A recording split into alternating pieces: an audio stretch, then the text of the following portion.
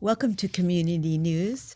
My name is Lori Nussbaum, and today we are going to talk about fentanyl, the silent killer.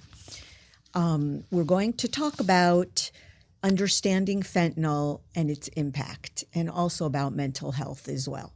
So I'd like to welcome Thomas Guerra. Yes. I said that right. Perfect. See, I had to think about That's that. great. You are the founder and CEO of F-Fentanyl. Correct. Thank you for having me. So welcome. And I want to welcome back Sara Couper as well, who is with the Inner Balance Healthcare. So thank you. Thank you for having me. So Thomas, tell us a little bit about what does F-Fentanyl stand for, but let's kind of keep that silent. I know it's You sure you want to hear? I know. Well, honestly, it's whatever you want it to stand for. Could be fight fentanyl, could be freedom from fentanyl, could be the F word against fentanyl. We're angry against this drug because it's taken away so many people important to us. We focus on harm reduction, which is really meeting people where they're at. Basically, not everybody that uses drugs is just going to stop all at the same time, but we still care about them. We want them to be safe. So what we do is teach them how to be safer. And if they need help to get into recovery, we can also assist with that and direct them in the right direction for that. Tell us a little bit about your journey, how you got started, and what brought you to F-Fentanyl. Sure. So I am a person in long-term recovery. For me, that means I haven't had a drink or a drug since September 12th of 2014. Thank you. Prior to that, it was a difficult road. I've had many bumps in the road, but that's kind of what got me into this field, was the fact of my experience and what I put my family through, and then getting the help that I needed from people that had done it before me. And so I got 10 years. It took me about 20-something years to get 10 years, but what I learned out of that is once you keep trying, eventually it's going to stick. And not everybody gets it the first time. Right. And so to keep on trying and to utilize those resources available, throughout my using, a lot of consequences, which included going to jail, Baker Act, institutionalized, the worst part was the effect I had on my family. I was the one that was using and drinking. They were the ones that felt everything entirely. As I got into recovery, it was a living amends that I had to them, but I don't think that was ever enough for the amount of pain that I caused. But using my lived experience now to help other people that are going through the same thing. Congratulations Thank to you. you. Yeah. And Sara, welcome back. Thank you. Tell us a little bit about what you do and how you and Thomas met. Well, I am a mom who lost her son to a drug overdose, and we struggled when he was going through it. We went through the wilderness programs, the boarding schools, the special boarding schools, everything out in Utah. We really didn't know who to reach out to. There wasn't harm reduction that was known about them. He died in 2016, so we were dealing with it for several years before that.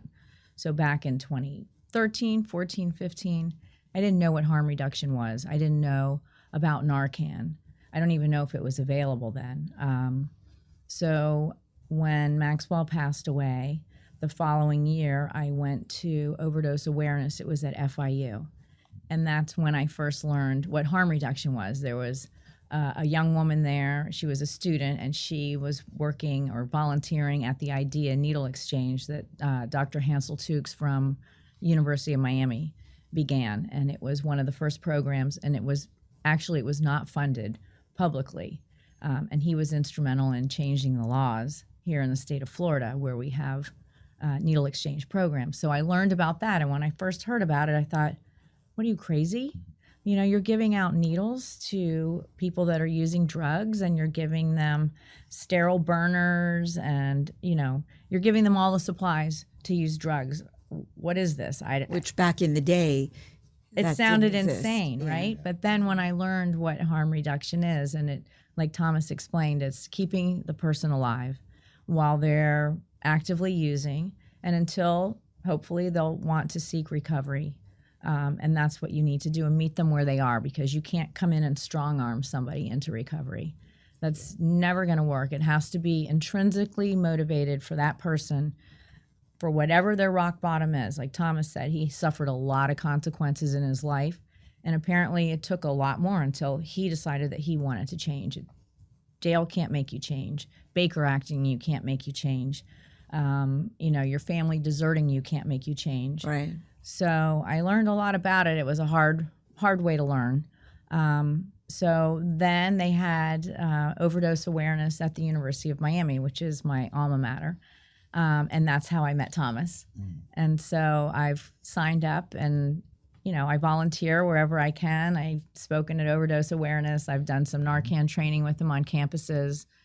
We've done it at the University of Miami. We did it at FIU with first-year med students, and I think that's super important to work addiction medicine and harm reduction into medical students, so they understand exactly what it is and what's going on when you write that prescription for somebody. And anyway, he can talk about everything that he does, and I volunteered at some, but it's he's got a great Yeah, and I want to hear that. Some of the, obviously there's so many statistics out there, and I was reading, there's like opioids, fentanyl is so much, there's more deaths with fentanyl than car crashes, than people in, it's crazy. So what I'd like to know is, and I'm sure people want to know this, is what these opioids, I mean, if you have fentanyl, it's like a death sentence. Why is it killing so many people? It's important to differentiate the medical grade fentanyl from the illicit fentanyl. Okay. So the medical grade fentanyl, right, used in the hospitals, used in a medical setting, right? You get the fentanyl patches, but they are, extremely monitored. You have doctors, nurses, anesthesiologists, all monitoring the patient when they're taking these medications. The one that we need to be worried about is the illicit fentanyl, which is being manufactured in Mexico with ingredients that are coming from China, right? And so if you look at the lab that medical fentanyl is made, is very clean. You have chemists that have been there for school for years. But if you look at the lab where the illicit fentanyl, this is in the forest, in the jungle, with people from the cartel, right? They don't have any degrees. They don't have any, training. They just were picked on to make this, make the fentanyl, right? And this is what's coming into our country, right? And that's why it's so dangerous, because it's there's no, professionals doing this. This is just a free for all. And it's all the drugs are being laced with fentanyl. Most drugs are being laced. The most common ones are, of course, pills and cocaine. We've seen it in that, but pills are the most common ones. But I continue to hear stories of different drugs: Adderall, Xanax, cocaine. I've heard anecdotal on marijuana as well, which is it's not as common as you're going to see in the pills. So tell us harm reduction. We talked a little bit about it. This is the new way of helping people with harm reduction. Yeah. Tell us a little bit about that. Yeah, and so how that works. I started just like her. Like I'm in recovery, right? So abstinence only way was that what I was taught when I was getting into recovery. It's go to meetings or die. It's basically what they told me. So you went to like the so AA meetings. I went to meetings and I was abstinence is the only way, and that's what works for me. But over time, I started seeing different pathways to recovery and different methods of helping people. The issue is that not everybody's gonna, stop at the same time. Right. But people are always at risk if they're using, right? So whether you have a severe substance use disorder or you're trying for the first time, the type of drugs that are out there are dangerous. So somebody could be trying for the first time and still be at risk, and somebody that's using for years is still at risk. So basically what harm reduction is to how can I support you and help you while you're still doing what you're doing, right? We're taking the judgment out, right? And just meeting people where they're at, right? Not saying, hey, you're a bad person for doing this. Right. It's really, is a human being deserves to be treated with compassion and love. That's a mother, that's a father, that's a brother, that's a sister that is out there, right? And sometimes they're at in the worst end of what they're going through. But we just to meet them where they're at and give them stuff like Narcan, give them options of if they need help getting into a treatment, or maybe they have wounds that are open and they need to be cleaned. Right? It's Right. just really helping them in whatever. Sometimes it's even just giving them a hot plate of food to eat, and giving them a place to to call their home. Right? So harm reduction. Show us the Narcan Yeah, so people can see exactly. So I brought two different versions of the naloxone here, right? I don't know where I'm posting right here. Okay. But, yeah. So this one is the Narcan, right? This is Okay. the most common one. People call naloxone Narcan. Okay. But really what Narcan is the brand name of naloxone. This has 4 milligrams of the naloxone medication. And then we have this one here, which is called Revive. And it Okay. has 3 milligrams of the naloxone medication, right? And so the amount of naloxone that's in that medication will gauge how strong the withdrawal symptoms are going to be when you give it to that person. So we want to be compassionate when we're helping that person too, and not be able to not just jam a bunch of Narcan, and then they're going to be feeling very bad after the fact. When we know that one is usually good enough to bring that person back. And so these are the ones that we use at F-Fentanyl. There's other brand names that have 8 milligrams. There's other ones that have a different medication. It's called Nalmefene, which when you give Narcan to somebody, it's going to last 30 to 90 I minutes. was just going to say, I was So reading that. it's going to wear off after 30 to 90 minutes. But with that new medication, it will wear off after 11 hours, right? So they cannot overdose for 11 hours, but they're going to be feeling very bad for 11 hours, right? And when it's really not necessary to use that for that so long. So we stick to the basics, which is the Narcan and the Revive. And I could open it up real quick. It's very user friendly. It's not Yeah, like you have to super. have some super training on it. It's No, and I mean, with the training we do is about an hour, but like the basics is about 5 minutes with what we do. But basically it's a nasal spray, right?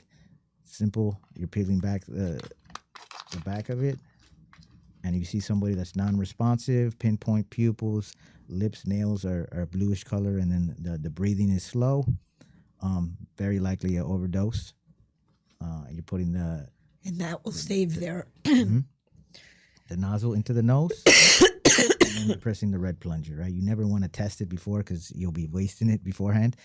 You put it in the nose, and then you press it, right? And then that's it. One dose per, but each box has 2 doses in them. So you may need one, and you may need 2, but you have 2 with you. And this runs about $50 at the store. At CVS, at Publix, it's $50. Where we're lucky that we're able to have a grant through DCF in the state of Florida where we can get lots and lots of this and give it out for free. Yeah, basically we don't charge anybody for any of our services. So you were at Ultra. Yeah. Gave out a lot. you've had a lot. Mhm. How did that go? Yeah. How was that? So we were lucky to be able to partner with Ultra the past 2 years, and we were able to have a booth inside.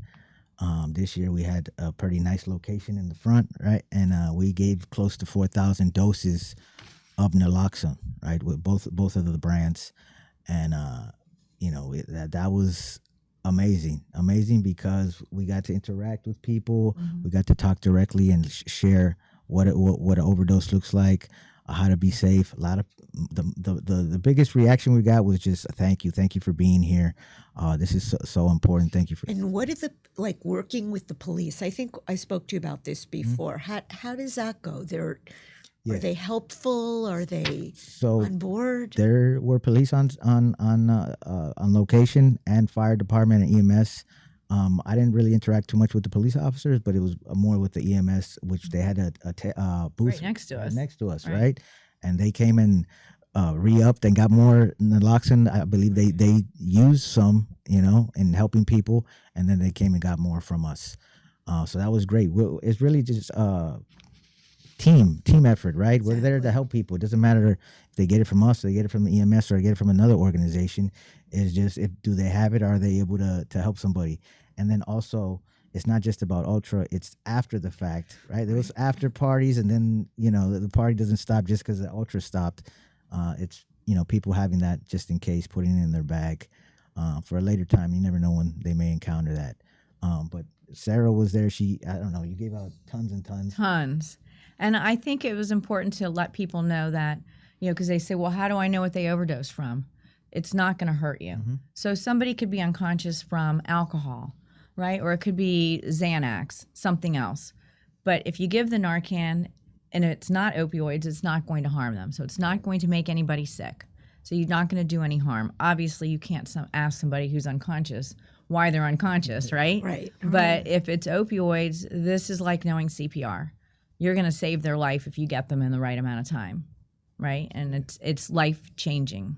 Yeah, absolutely. Yeah, we heard a number of different cases that they used it, right? And no deaths at Ultra. Everybody was safe as a direct result of the EMS that was there, right? And because we had access to Narcan. Right? That's great. What about, so what else is F-Fentanyl doing? Okay. What are some of your plans? So one of the main things we do is provide trainings to the community, right? And so we do go anywhere, literally anywhere, and we'll do a training. Today I'm going actually to the University of Miami and doing it for the students at 6:30.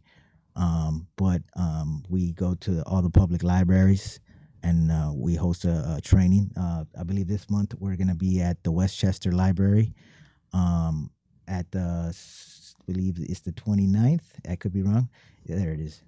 It is Westchester 29th at 6:30.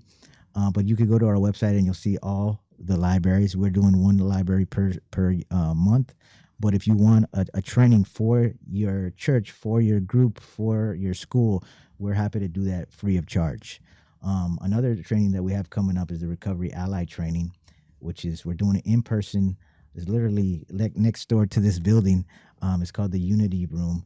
And we'll be teaching people how to better support somebody in recovery, better support somebody with a substance use disorder, and how to be less stigmatizing while doing so. We do outreach where we meet people out in the community where they're at. This could include being in Overtown. This could be in Liberty City, in South area. Sometimes people are experiencing homelessness, the people we interact with. And basically, what do they need? We ask them what they need. We bring them clothes. We bring them food. Of course, we bring them Narcan and other supplies. And just meeting them where they're at and talking to them. And not everybody that's out there uses drugs. So just giving them what they need.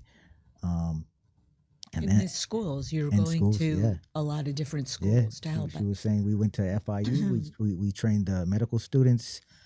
I've trained a bunch of medical students, but we've done the high schools where we're not necessarily able to give the Narcan to the students, but we educate. That's us right there, giving us the I believe that was at Jackson High School. Basically talking to the students. We make it fun. We have a little wheel where they spin and they can win a wristband or a shirt or some of these items, and then we tell them about overdose and how to respond, how to be safe. And then tell them to come to one of our trainings so they can learn how to respond and get some Narcan. You've been doing this how long? How long has this organization This organization started in 2023, in March of 2023. Wow. Mm-hmm. You've grown a lot. Yeah, we hit the ground running. This other picture here is us at University of Miami with one of the fraternities, which is they've been very supportive and open to us being there. University of Miami has been a great partner of us, and we'll be doing Overdose Awareness Day again this year at the University of Miami on August 29th. So what's your future plans? What are some of the future plans you have? The goal is to expand. Right now, we're a very small grassroots organization worked by volunteers. There's only 2 employees. You are a 501c3. So we work off donations. We work off grants. So if anybody wants to make a donation or volunteer with us or reach out to us in any capacity, you could go to fent.org. We're always open to support, whether it's funds or volunteers or anything. That's really how we've been able to function is through donations and grants and our amazing volunteers like Sara. We couldn't do any of that without our volunteers. So this is huge that she's been able to help us, and we have a group of volunteers that some of them come from university, some of them may need hours for, but whatever it is, it's a little different than getting hours at a different place. They like to come and they support our mission. And I think it's really cool how you know, like we were talking before, there's a lot of organizations out there that do education, like Say No to Drugs, Inform Families, and they do wonderful work. It's amazing work, yeah. Education is important. Lock your meds, kids, you know, during prom time or different things like that. But I think that the education on meeting people, that what I get out of it with the harm reduction, meeting people where they are and helping on so many different levels is just important. It is. We need all of it, right? We need what they do is prevention. We need that before it becomes a problem. Then when it's a problem is the treatment, right, and recovery aspect, and the harm reduction is the during, right, where meeting people where they're at, right, and is when I go to schools, I think the education is important, but the biggest reaction and the biggest they come up to me is when I share my story and my lived experience. And then they tell me about their family members. They tell me about what they're going through. Because they can connect. Yeah, and that's honestly something that I used to be ashamed of my story, but now it is the biggest tool I have in anything I do. I mean, I have degrees, I have all that, but my biggest tool is my story. There's a stigma. Well, I think we talked about that. Yes. And that's what I think. The stigma is huge. And I think breaking the stigma and getting people to talk about it and breaking the judgment that's involved in drug use. It can happen to anybody. And, you know, one of the biggest drugs out there is alcohol, but you can go and buy it at the grocery store or at the liquor store. So nobody poo-poos that, but it kills more people than any other drug. Absolutely. But then the people that are drinking their gin and tonic are saying they're looking down on somebody that's maybe using other kind of drugs. And there's, marijuana is the gateway drug. Well, I think alcohol is the gateway drug to everything, basically. And maybe they're okay with having that little party at their house, you know, for the graduation or the prom. Or the parents that bring the alcohol in, and because they want to feel that it's cool or whatever, or I don't want anyone driving, so they're going to drink anyway. I don't know if that's kind of considered harm reduction, but they don't want them to leave and drive, you know. Yeah. And there's different levels of dealing with the advocacy of these issues, right? Yeah. Alcohol, it is legal. You're not gonna die from the fact that something else is in it, but you may die from the effects it has. Right. When it comes to illegal drugs, you can die from what's in it because it's not regulated, right? And so there's always a danger in it a different way, right? But alcohol, that was my vice, right? And everything in the middle came with alcohol at the beginning and then at the end, and then sprinkle every single drug in the middle. But alcohol was the one that got me into that. So you started with alcohol. Yeah. But people don't place so much judgment on people that drink alcohol. That's where I started with the stigma and the judgment, right? Then it's like, I don't want you to be around that kid or that person because they use drugs. Right. They're bad. Yeah. Right. You know, and they're not bad, okay? They're doing something that's very dangerous and could kill them.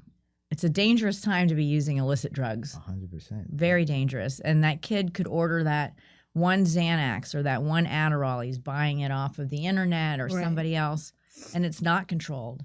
And you don't know what's added, and it could be the one and done thing. Absolutely. Right. You know, they take it and you don't know how much fentanyl is in there. That's what, like Thomas is saying about the different laboratories.